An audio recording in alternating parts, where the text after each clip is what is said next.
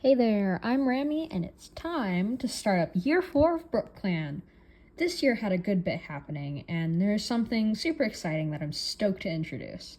I won't say anything at the moment, but I will mention it throughout the video.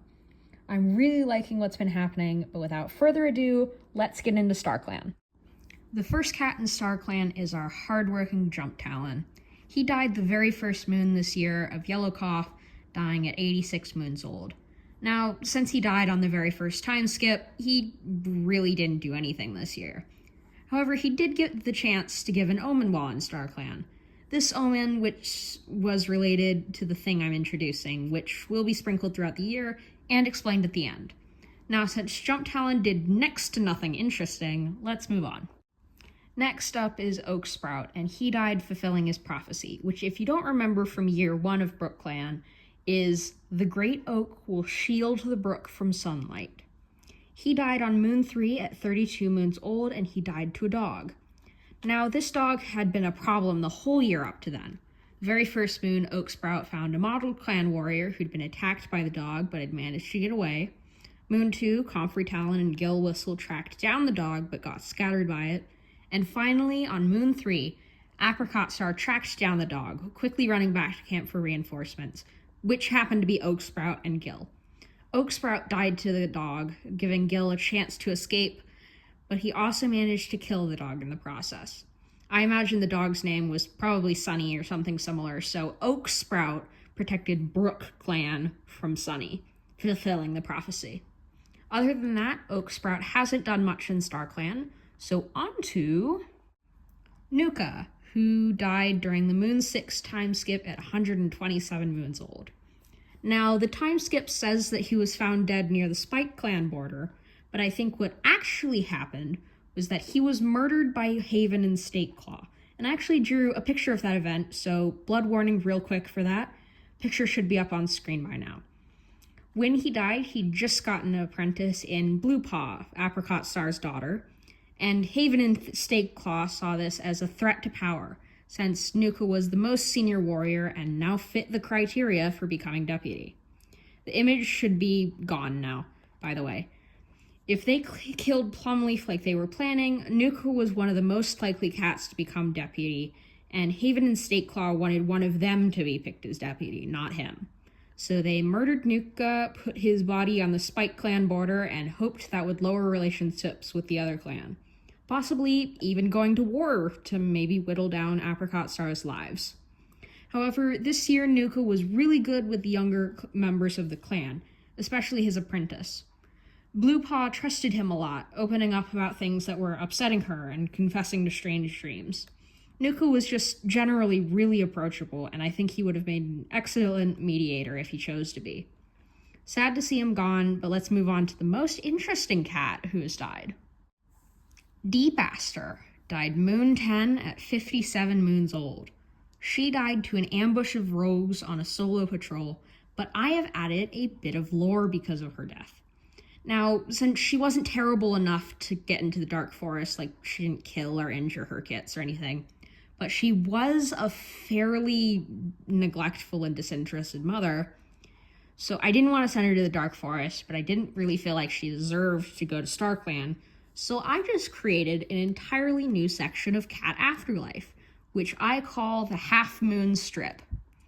This is a section of territory on the very edge of StarClan, which is also right next to the Dark Forest, where cats who weren't bad enough or good enough to go out to either side go. Kind of like a purgatory sort of thing. Half Moon cats can enter the Dark Forest willingly, but they can't enter StarClan territory, while StarClan can go anywhere, but the Dark Forest is confined to their hell. Now that all that lore has been dumped, let's talk about her actual year. She was pretty isolated this year, going on solo patrols every moon and not hanging out with other cats.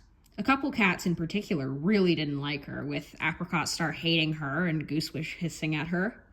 The only ones that seemed to actually care about her death were her 2 remaining sons, Badgerpurr and Slumberdawn.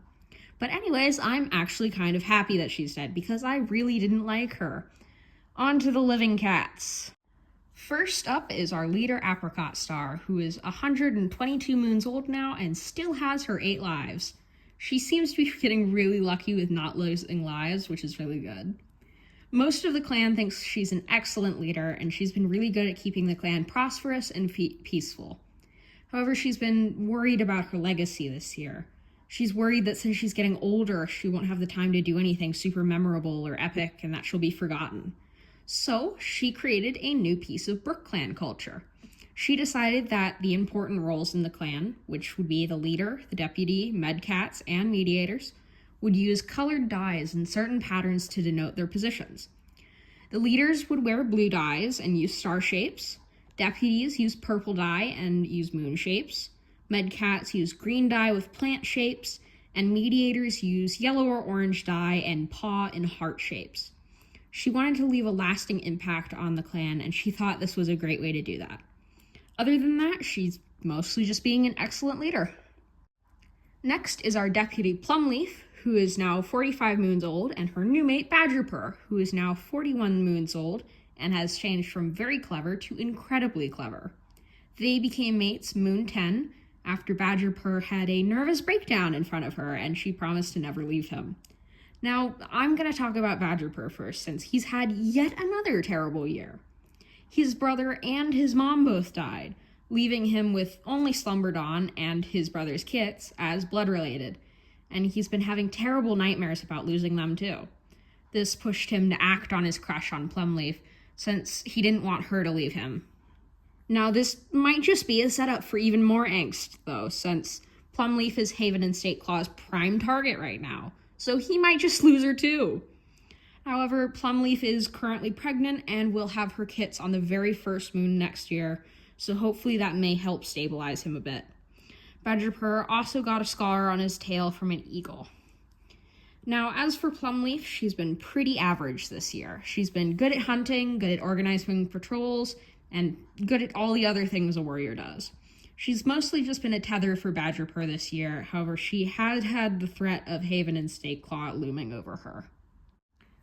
Let's move into the medicine den, where first is our domestic old lesbians, Flickerpeak and Pebblegleam, who are 127 moons and 147 moons respectively.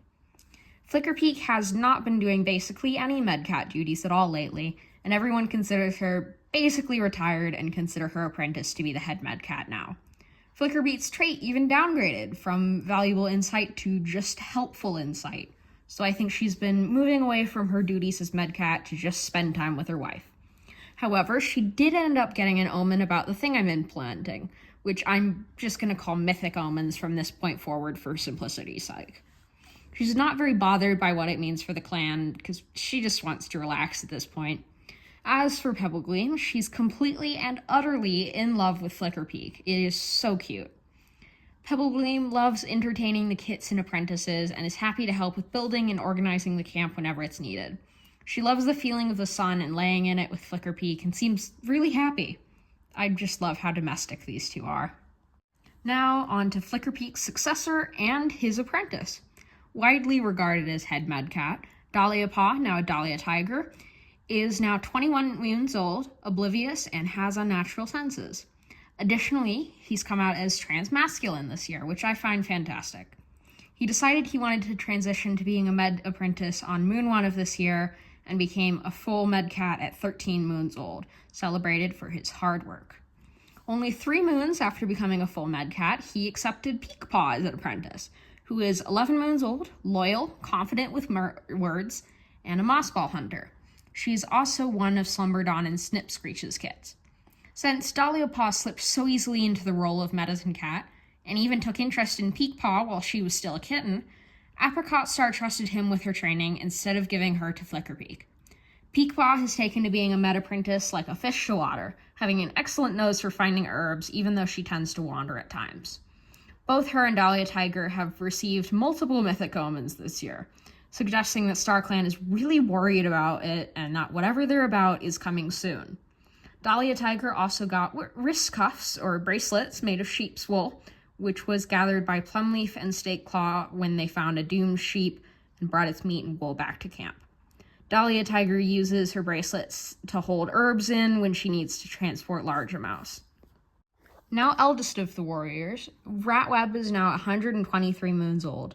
She's still going strong as a warrior, being very cunning and good at hunting, going on a lot of solo patrols. She did, however, spread her scent and hunt on BrookClan territory, so she seems to be a bit very disdainful, about the things Frogstar's been doing. She does seem a bit isolated voluntarily and seems to want companionship, but she has found a fine friend in Vax, who she has a little crush on. Vax also has a crush on Ratweb, so despite the age gap, it's a little cute that they have requited crushes. However, on Moon 3, she very nearly met disaster. She went on a solo patrol and felt a sense of dread, so turned back to camp. Right after this was when the dog was found by Apricot Star and killed by Oaksprout. So if Ratweb hadn't turned back from her patrol, there was a good chance that the dog would have found her, and since she's getting older, she might not have been able to escape like Apricot Star did. Thankfully, she did not encounter the dog, so she's had a pretty okay moon. Next is Haven, who is now 108 moons old, and his new apprentice, Rookpaw, who is the second of Snip and Slumber's kits. Rookpaw is confident and has the trait confident with words, so double confidence. Now, Haven was elated when they got Rookpaw as an apprentice, because having an apprentice is required for a cat to become deputy. As an added bonus, it gave him a chance to groom Rookpaw to be a loyal follower, which, no, Haven, stay away from that child. Anyways, this year, Haven and Stakeclaw have been feeling as though they're drifting from StarClan, and they grew closer because of it, believing StarClan to be afraid of them and what they could do together. Haven has also been excellent at hunting, as it has been trying to pass that on to Rookpaw. Speaking of Rookpaw, he's been extra super excited to be an apprentice, wanting to do something really impressive from the second he was apprenticed. He also wants everyone to like him and think he's super cool. However, he hasn't gotten much of a chance to prove himself at all, because basically the second he got apprenticed, he broke his leg falling through a snowdrift. However, Haven has been puffing up his ego by telling him he's the best apprentice and become the most legendary warrior ever. Now, other than that, Haven and Stakeclaw finally became the villain mates that they were meant to be, and Stakeclaw is currently in the nursery with their kits, hoping Haven kills again, just for the drama. Moving on, next is Goosewish, who is now 104 moons old. Despite her twisted leg, she's been coming up with ways to get around it. For example, she used an eagle 3 separate times this year to aid in hunting, either using it as a scout or scaring it into dropping its prey, leading to her getting the name Goose Eagle among her friends. She's also developed an interest in bugs, finding them fascinating and getting upset when she accidentally stepped on one. She's also formed a good friendship with Plumleaf and Badgerpur, taking the role of the funny friend, both to balance out some of Plumleaf's more serious tendencies and to help Badgerpur take his mind off of things. Despite all 3 of them being childish, Goosewish is the one who most openly shows it. She also had a requited crush on Nuka before he died, and I'm mildly disappointed we didn't get to have a ship between a black cat and a white cat. But she also managed to get a crush on Stakeclaw. Like, what the heck, Goosewish, you bisexual disaster? That woman killed your last crush. Anyways, Goosewish is doing quite well and is adapting very well to her twisted leg. Next in our lineup is Vax, who is now 90 moons old and currently has green cough. She had gotten white cough on Moon 11, and then on Moon 12 it worsened and became green cough. However, for the good things in her year, she spent the first half of the year going on a lot of patrols with O'Leary, because she wanted to have a last bit of fun with him before he retired.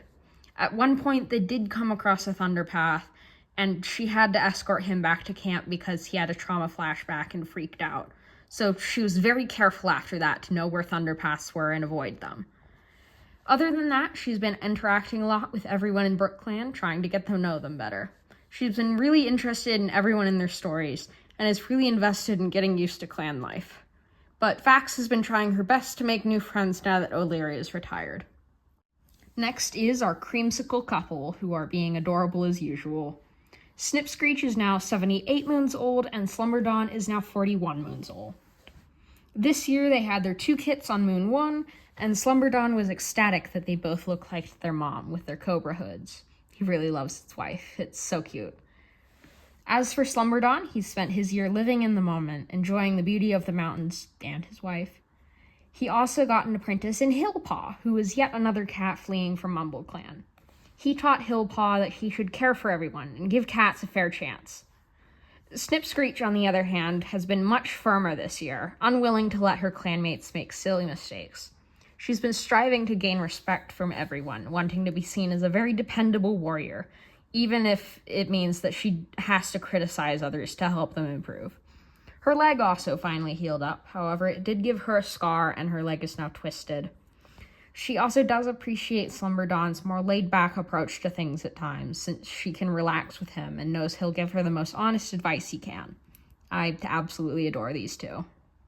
However, we have to move on, and next up is Gil, who is now 70 moons old and has come out as another disaster bisexual. He's had a crush on both Chocolate Pudding and a new cat named Borage Tail all year, and I think he might have a good chance at starting our first hinged polycule. He's been super nervous around Chocolate Pudding, but he's been more show-offy with Borage Tail.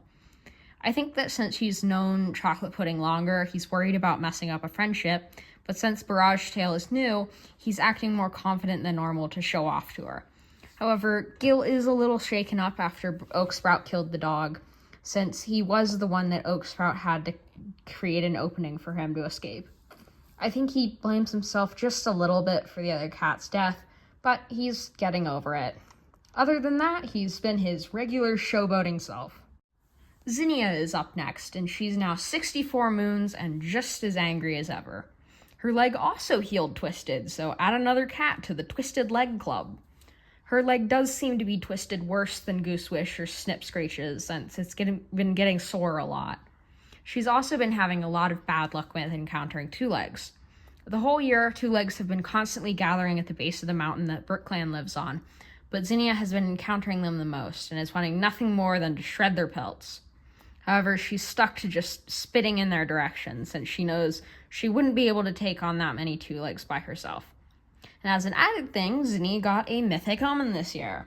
Very odd, since she's not very connected to the cats it's related to, but StarClan has probably just been trying to share it with as many cats as they can, since it startled them a lot and they have no clue what to do about it. But anyways, Zinnia continues to be pretty isolated from the rest of BrookClan, so I hope she makes some friends next year. Next is my silly little boy, Chocolate Pudding, who is now 54 moons old. Real quick, he does have a broken bone currently from being dropped by a hawk. I just forgot to draw it. Anyways, in quite a contradictory manner, Chocolate Pudding has been causing mischief this year, while also wanting to be seen as a good role model by younger cats. He's been pulling pranks and blaming it on apprentices, bending rules, and even helped Hillpaw get away from BrookClan. But he's had a lot of statuses about trying to set good examples and wanting to be deputy. Other than that, he's been fairly lazy on patrols, messing a bunch of catches while hunting, and mostly just using it as an opportunity to hang out with Gil, because Chocolate Pudding does return his crush. He thinks that Gil is just a little silly for being so ridiculously show-offy all the time, and he thinks it's adorable. But that's basically been it for Chocolate Pudding this year. Next is a new face, Mint Burst, who is 52 moons old, playful, has valuable insight, and is a dreamwalker? I'd never seen that trait before, so when she showed up with it, it was a shock. Now, I did have to rename her because she generated with the name Rainburst, and I didn't think Apricot Star would name her that right after Rainpelt was still a very recent death, so I just randomized her prefix and she became Mint Burst.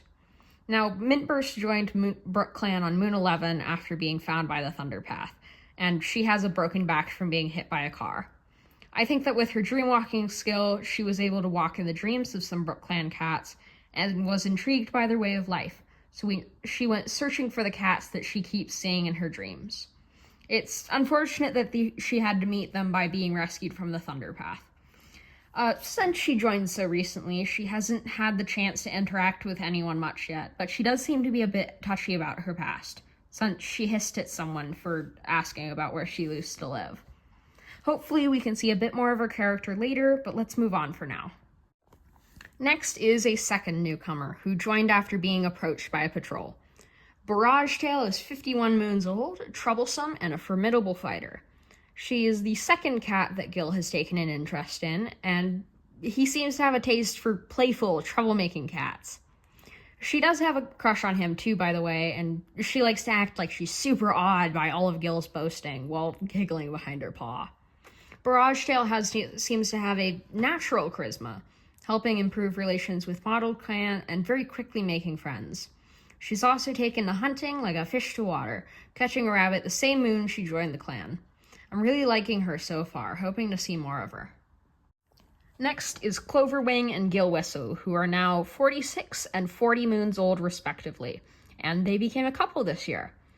This pairing came out of nowhere, but Gil Whistle has been asking Cloverwing out all year, and they finally got together on Moon 10. I think that either Gil Whistle wasn't being direct enough, and that Cloverwing was misinterpreting her advances as friendly, or Cloverwing just didn't know how to deal with his feelings, and it took a while for him to be ready to become mates. Either way, they finally went out on a really cute patrol where Cloverwing confessed to Gil Whistle, and they got together. I also decided that Gil Whistle was much taller than Cloverwing, just because it's cute. Cloverwing hasn't really done much this year, other than being silly and liking bugs, so let's talk about Gil Whistle. She finally finished training up her apprentice Greenpaw, so she's been spending time with her friend Comfrey Talon.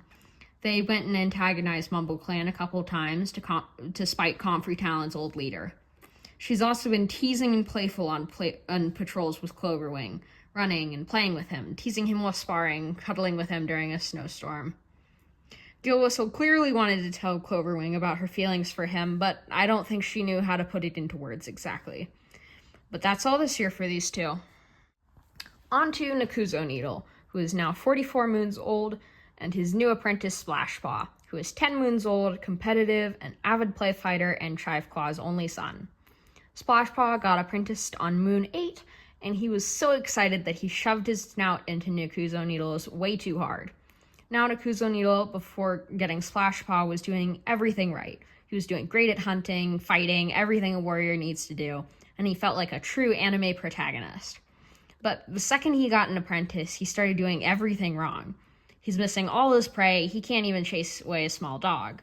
The only thing he did well was bringing Mintburst back to camp with Splashpaw. Everyone's been giving him advice, none of which has been helpful, clearly. Splashpaw seems to have picked up a bit of this incompetence, possibly just from having a mentor who can't teach. However, Splashpaw is an arrogant jock of an apprentice, believing he's the best at everything and feeling like he doesn't even need to try to do things. He does like to mock Nakuzo Needle behind his back, thinking he's a bad mentor and complaining that he didn't get a more important mentor like Plumleaf, Ratweb, or another competent warrior. Apricot Star doesn't seem to have had very good insight when it came to this mentor-apprentice pair, so I'm curious to see how Splashpaw turns out. Moving on, next is Comfrey Talon, who is now 34 moons old. Comfrey Talon was Dahlia Tiger's mentor before he switched to being a medcat, so I was happy to see him supportive of his decision, and he was impressed with how well Dahlia Tiger was doing as a med apprentice. He clearly understood that the path of the warrior just wasn't for Dahlia Tiger, and I'm glad he wasn't upset.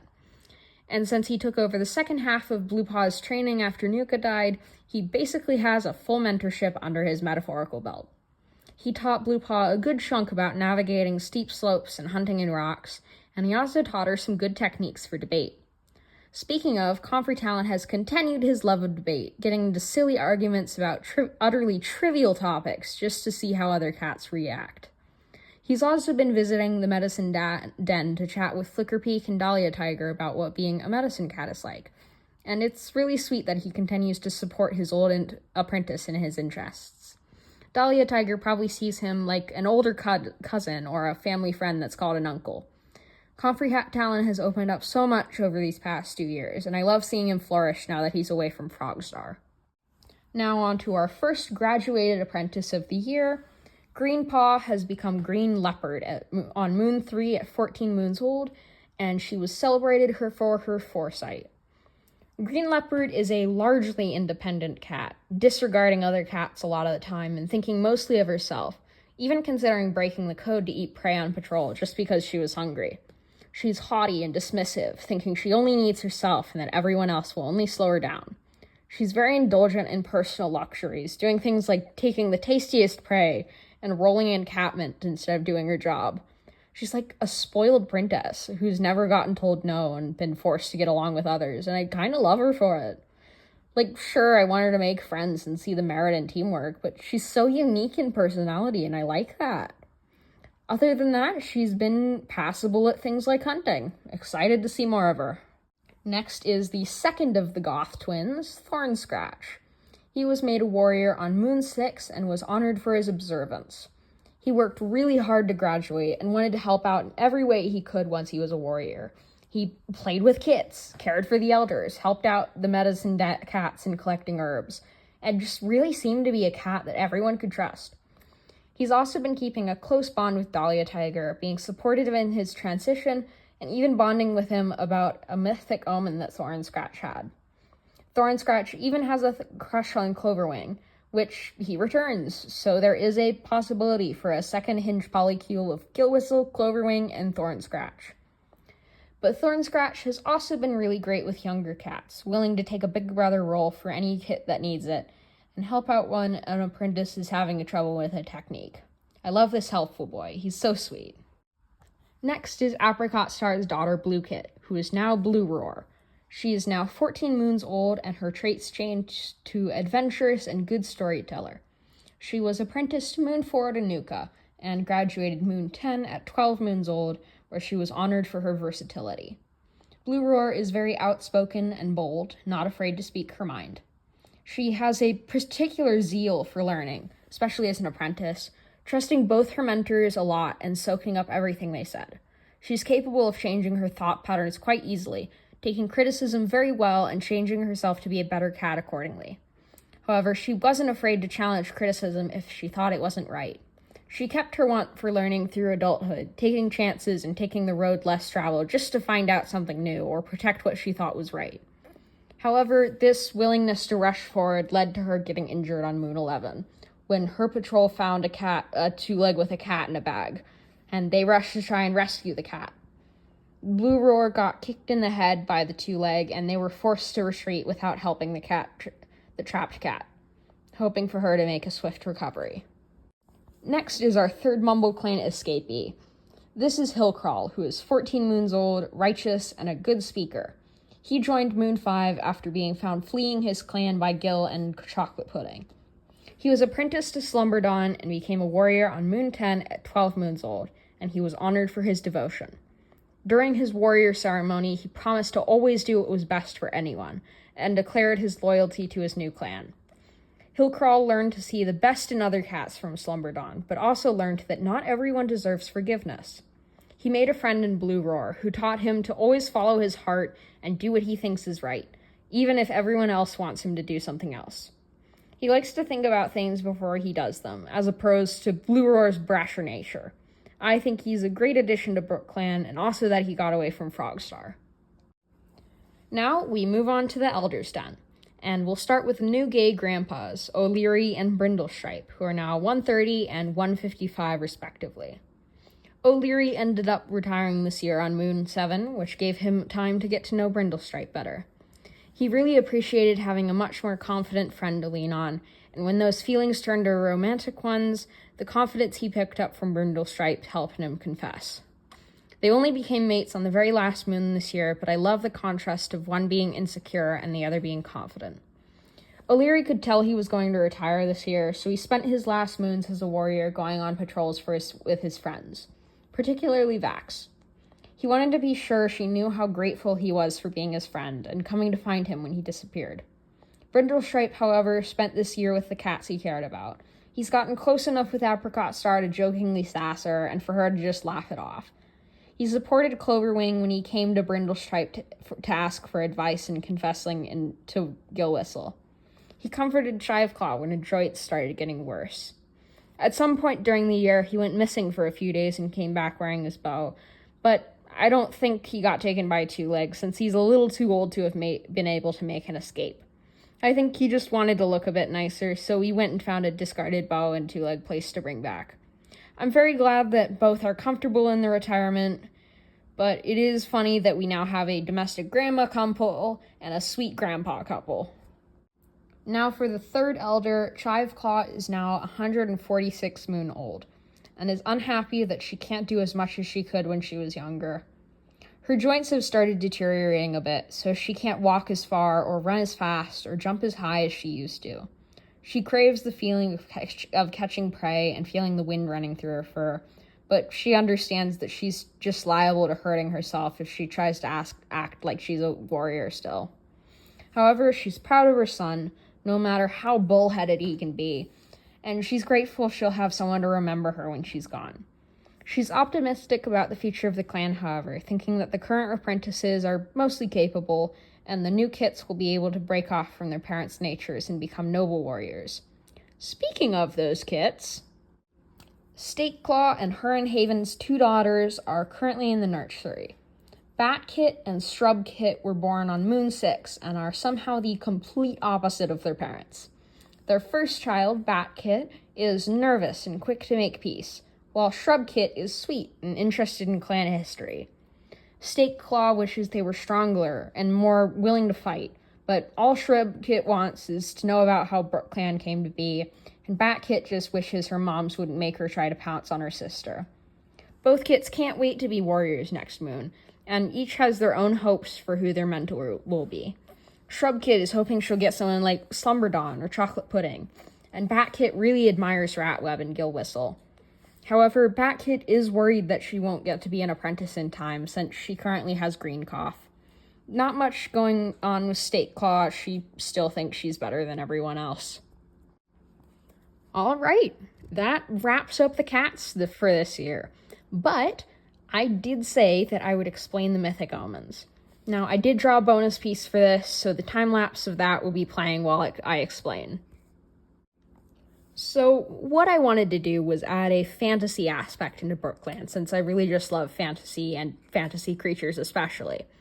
So basically, I'm going to give clan-born kits a chance to get fantastical mutations when they're born. And they'd act like any other physical change in that they have the same 50% chance to pass down to offspring. To give some examples of what a mythic trait could be, a cat could have extra eyes, wings, a scorpion tail, bioluminescent markings, extra limbs, and a multitude of other special mythic traits. Now, there is actually a litter of kits that will be getting mythic traits next year, which is what all the omens this year were about, so feel free to try and figure out whose kits those will be. It's probably pretty obvious, though. But I'm honestly quite excited for this new part of BrookClan. I'm looking forward to see what wacky critters we might get. Now that that's explained, we have reached the end of this year.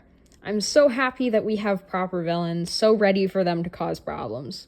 There's a few things I've been thinking about doing, so please tell me in the comments if you'd like me to make a video going over the other clans that neighbor BrookClan. Other than that, feel free to give suggestions on some mythic traits you might want to see. Thank you so much for watching, but now it's time to go.